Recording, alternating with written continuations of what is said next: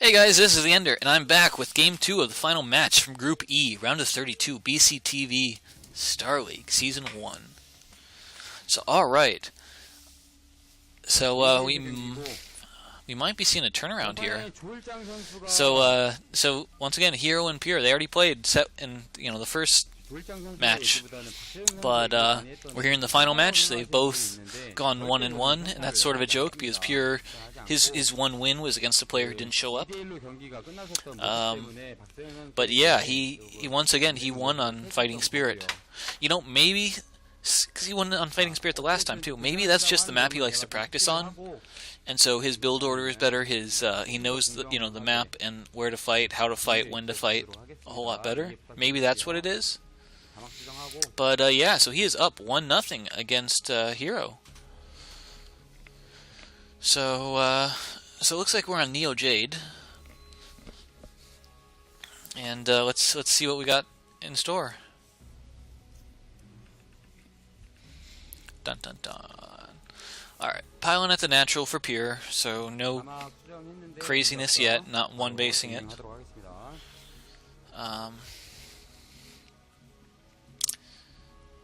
And here sent his Overlord in a funny position. He sent his Overlord to his ramp. Okay, so it looks like both the players are trying to mind game it. So Hero sent his Overlord to his ramp, hoping to see which direction the scouting probe comes from, which is not a bad idea. But Pure did the exact same thing he did in the last one, which is he assumed the direction that the Overlord would be scouting in, and so he went like halfway to one base, didn't see an Overlord, and then he went to scout the next base. So that's interesting. And you will see, since he hasn't scouted his opponent yet, he was forced to go Forge before Nexus, that is what you're supposed to do to be safe. That is the correct build. But neither of their mind games worked. It looks like Pure was able to shave like some running time off of his scouting pattern because of that. His mind game was slightly more effective than Hero's, but Hero still had to send out his drone scout. Okay, Nexus is down.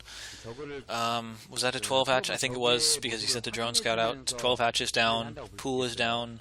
Cannon is down. Alright, we have passed the early game, and we are into the early mid game. So, now what? I will declare it the mid-game once we'll say, I don't know, at least 7 Zealots. Call that the mid-game. that's completely arbitrary. I'm just making stuff up, but I like it. Alright.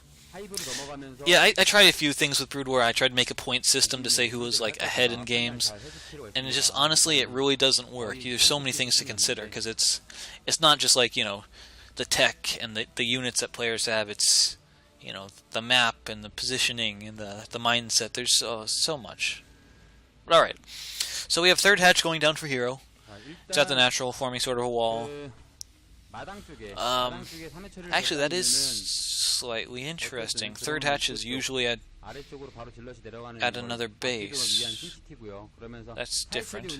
But okay. Looks like the fourth hatch is going to be at the third base. So yeah, pretty normal, slightly normal, normal enough.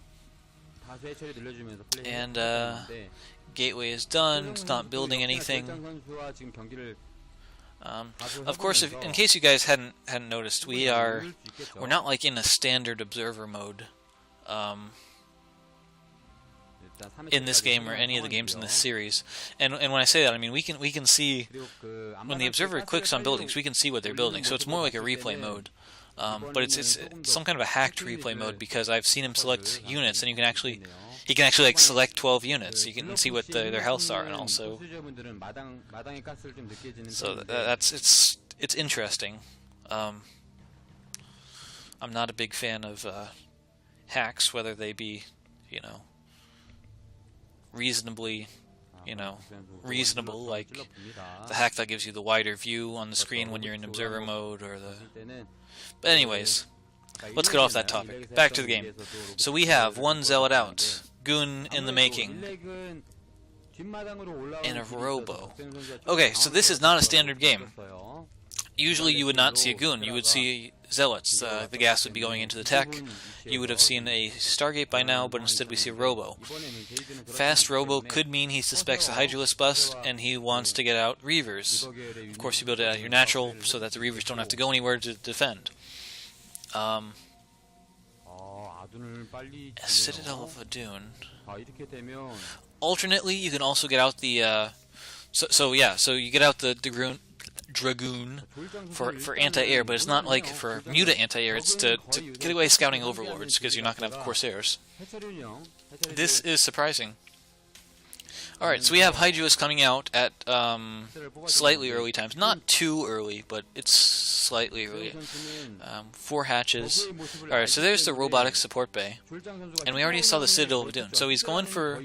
He's got the tech to get Reavers right now, which will be nice on defense. But he's also taking up to the regular old Templar. We do have a second cannon coming down. You might want more. Yes, there's more. Because once again, Reavers do great splash damage, but you really need a front line to really keep the enemy back. And so, cannons are both cannon fire, haha. Sorry, cannon fodder. But they also do, really good, consistent range damage. Which, of course, the goon will do too, but since it doesn't have range, it won't be as good. And Hydralisk probably will have range pretty soon. Yep, so hero's down, so he goes back to his bread and butter, which is just, Hydra bust. He does snipe the Forge first. So no more cannons for a little bit. But the first Reaver is out.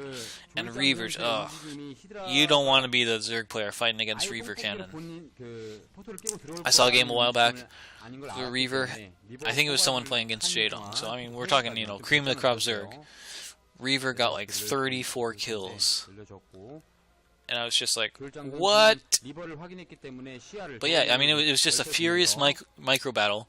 3-hatch mass Hydra rallied to the front, and the Hydras would come in, snipe a cannon, come in, snipe a cannon, come in, try to snipe the Reaver. And it was, like I said, 30 kills on a Reaver. It's annoying.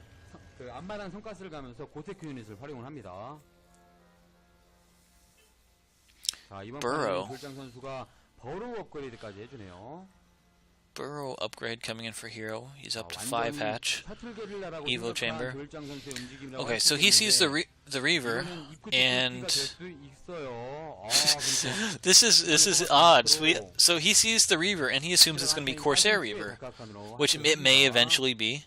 So he goes for Burrow, because of course one of the common responses to Corsair Reaver is you get your Hydras, you burrow them in places where you expect the Reaver to pass, and once the shuttle either passes or lollygags, then you unburrow and snipe it. And of course he's got Zerglings burrowed to give him the vision, which is nice. But yeah, so that's what he's going for. Now on the other side, I don't think it's actually going to be Corsair Reaver. I think it's just going to be like a shuttle Reaver with goons. And the reason I say that is we have a Dark Archon. And he's hiding the Dark Archon, which is nice. I like that decision too.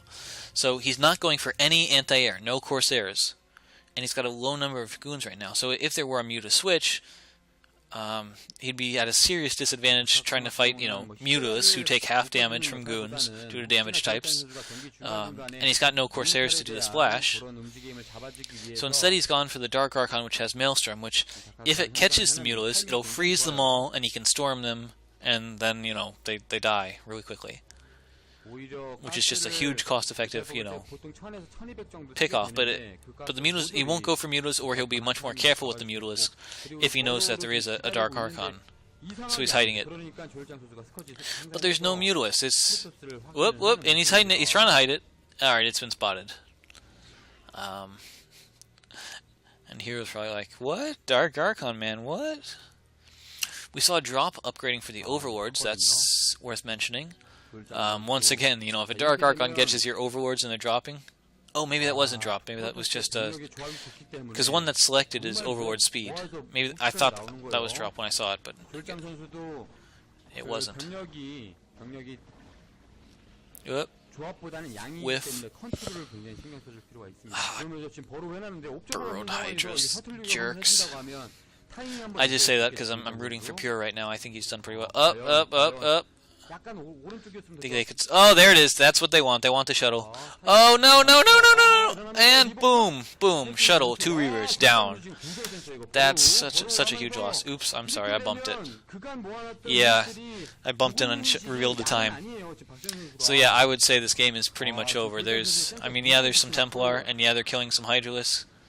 But the shuttle with the Reavers, that's just so huge. And look at that Maelstrom. The Maelstrom catches a single Hydralisk, and he doesn't have energy for another. Maelstrom costs 100 energy. Oh, man.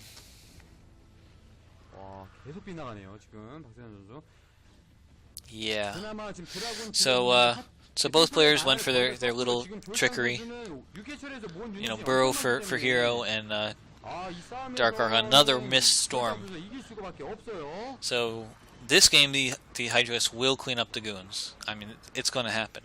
Last game, there was a lot of goons. They got a good arc, and they won, but yeah, not this time. Alright, so pure GG's, and we move on to game number 3.